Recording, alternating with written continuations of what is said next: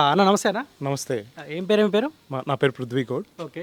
ఏం పని చేస్తుంటున్నా? నేను సాఫ్ట్‌వేర్ ఇంజినీర్. సాఫ్ట్‌వేరా? యాహ్! సాఫ్ట్‌వేర్స్ ఏమన్నా బాధపడుతురా? బీఆర్ఎస్ పార్టీ అధికారంలో కోల్పోయింది. కేటీఆర్ ఐటీ మినిస్టర్ ఉంటే అయిపోతుండే అన్న ఆలోచనకి ఏమన్నా సాఫ్ట్‌వేర్ ఎంప్లాయీస్ వచ్చిరా? అంటే వాస్తవానికి ఆహ్, తెలంగాణలో అద్దం పడుతున్న సిట్యుయేషన్స్ ఎలా ఉన్నాయంటే, ఏదైనా పార్టీ కావచ్చు. అది బీఆర్ఎస్ అయినా, టీఆర్ఎస్ అయినా, whatever the party like Congress అయినా. సో, ఐటీ అనేది ఇంపాక్ట్ అనేది ఉంటుంది ఖచ్చితంగా. ఒక పార్టీ పరంగా వాళ్ళు కంపెనీస్‌తో మాట్లాడడం, వాటిని ఇక్కడికి తీసుకురావడం, హైదరాబాద్ లాంటి సిటీకి తీసుకురావడం. ఇప్పుడు గ్లోబల్ సిటీగా హైదరాబాద్ అనేది అభివృద్ధి చెందుతుంది కదా!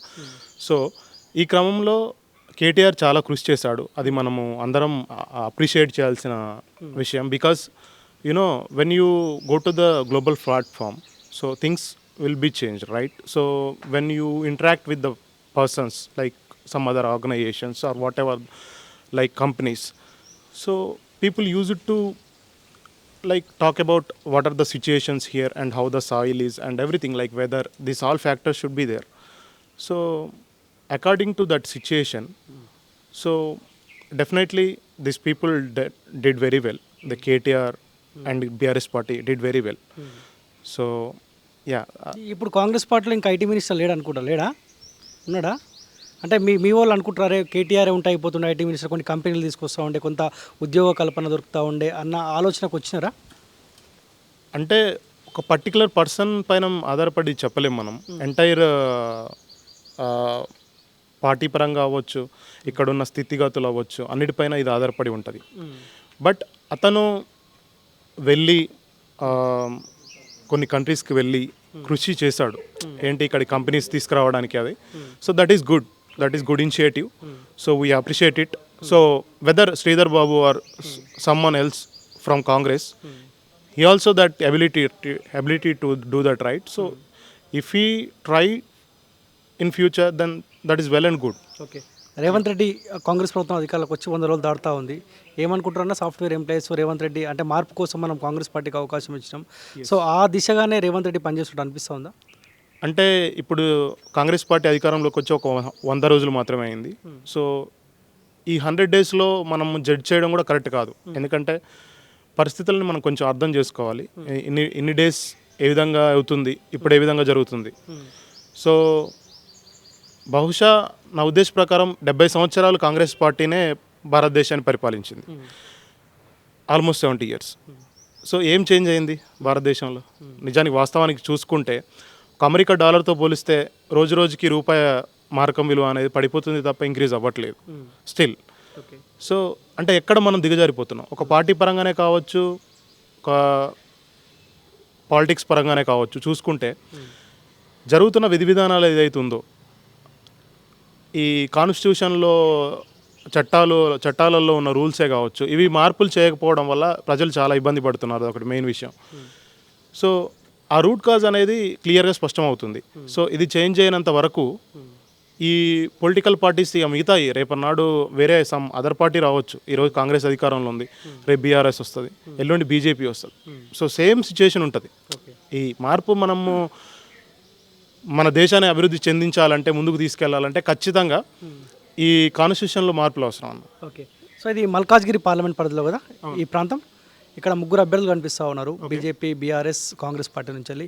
సో ఈ ముగ్గురు అభ్యర్థులు ఎవరు బెటర్ అని మీరు అనుకుంటారు? నా ఉద్దేశ ప్రకారం ఈటల రాజేందర్ గారు పోటీ చేస్తున్నారు కదా బీజేపీ నుంచి.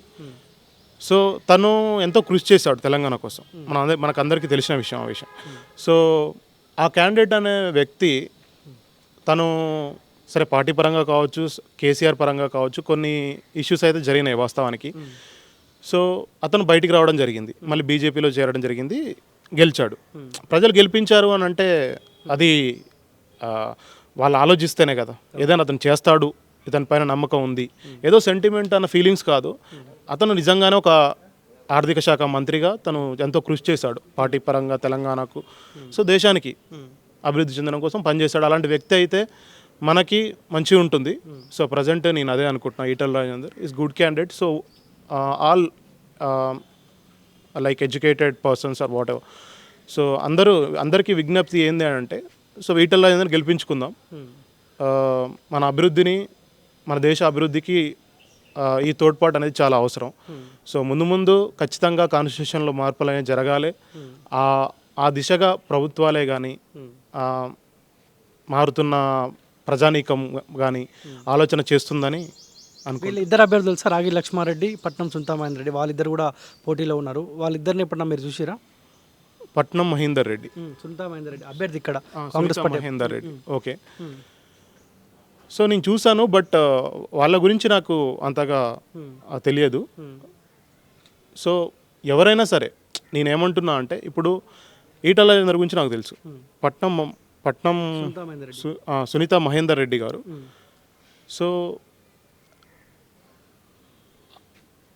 నేను ఒక పర్సన్ని జడ్జ్ చేసేటప్పుడు ప్రజలకు చెప్పేది ఏంటంటే, ఫ్యాక్టర్స్ వాళ్ళు చెప్పే విధానాలు చూడండి, వాళ్ళు ఏ విధంగా అభివృద్ధి చేస్తారు ఏంటి అనేది ఆలోచించండి. ఒక వ్యక్తిగా ఈటల రాజేందర్ అనే అతను ప్రజలు బయటకు వచ్చి తను విషయాలను చెప్పడమే కానీ, ప్రజలకు తీసుకెళ్లడమే కానీ, తను చేసిన పనులని, ఒక విధానపరమైన విషయాలను భావ వ్యక్తీకరించడంలో సక్సెస్ అయ్యారు. సో అతని పని విధానం అలా ఉంది. సో ఇదే విధంగా రేపు సునీతా లక్ష్మారెడ్డే కావచ్చు, సమ్ అదర్ పర్సన్ కావచ్చు, వాళ్ళు కూడా ప్రజలలో ఈ విధమైనటువంటి మంచి విషయాలని జరగబోయే పనులని ప్రజల్లో వ్యక్తీకరించినట్లయితే ఖచ్చితంగా వాళ్ళకు కూడా అవకాశాలు ఉంటాయి. అందరికీ అవకాశం లభించాలనే మనం కోరుకుంటాం. సో ఇప్పుడు ఈటల గెలిచే అవకాశం ఉన్నట్టు కనిపిస్తుందా మీకు? ఈటల రాజేందర్ గారు ఖచ్చితంగా, ఎందుకంటే ఆబ్వియస్లీ కేంద్రంలో ఇప్పుడు బీజేపీ ప్రభుత్వమే నడుస్తుంది. సో మనం చూస్తున్నాం, ఇప్పుడు ఈ రష్యాలో పుతిన్ లాంటి వ్యక్తి ఒక దగ్గర మీటింగ్ జరిగినప్పుడు ఆ దేశంలో మోడీ లాంటి వ్యక్తి అనేది విజన్ ఉన్న వ్యక్తి. సో తను పరిపాలన చాలా అద్భుతంగా జరుగుతుంది. సో భారతదేశం అన్ని విధాలుగా అభివృద్ధి చెందుతుంది. కాబట్టి మనం అలాంటి వ్యక్తిని గెలిపించుకోవాలి అని చెప్పి, అలాంటి వ్యక్తిని మనం కాపాడుకోవాలని చెప్పి ఆ రష్యాలో ఒక దగ్గర ఒక స్టూడెంట్స్కే కావచ్చు, ఒక చిన్న చిన్న కార్యక్రమాలలో అతను చెప్తున్నాడు అంటే, మనం ఇండియాలో బహుశా కొన్ని ఎక్కడైనా ఒక వ్యక్తి అని అంటే, ఒక పార్టీ అంటే ఖచ్చితంగా విమర్శలు ఉంటాయి, మంచి చెడులు అన్నీ ఉంటాయి. సో అలా విజన్ ఉన్న వ్యక్తి కాబట్టి మనం ఆ పార్టీని గెలిపించుకోవాలి. ఫ్యూచర్లో మనకు ఖచ్చితంగా మన దేశ అభివృద్ధికి అది ఎంతగానో తోడ్పడుతుంది అనేది నా ఉద్దేశం. Thank you.